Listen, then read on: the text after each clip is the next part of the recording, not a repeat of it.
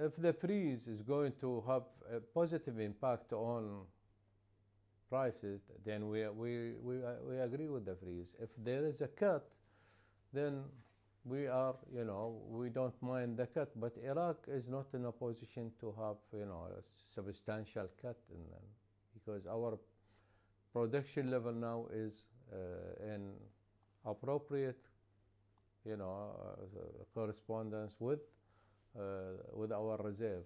To clarify your position, though, should Nigeria, Libya, or Iran, for that matter, have to cap production in this environment because they've had their own setbacks individually, either sanctions or conflict?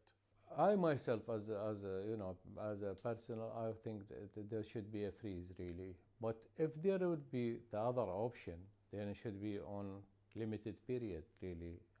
3 months, 6 months. We've been talking about a freeze since January. There was a failure in the talks in April. It's the end of September. Can you afford a third failure not getting a deal here in Algiers?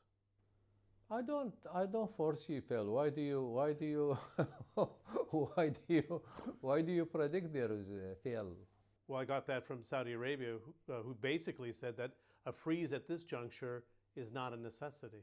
They say freeze is not necessary, maybe, but they don't not so far they're not very adamant on this. You're optimistic then that something can be found? I am optimistic, yes.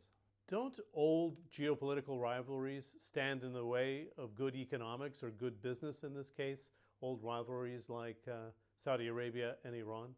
Well, you know damn well that oil is politics. so are you surprised that it's a game of politics, really? But again, to a limit, then things will normalize again. How long can Iraq live with $50 oil? It's been quite painful on the budget process. Would you prefer the band between $55 and $65, which seems to be the consensus? And if so, do you have to cut to get there?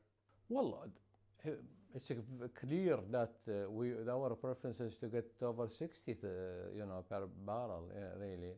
But 55 is better than 45, and 45 better than 35. But our goal is, and our aim and our hope is to get the 60, 65.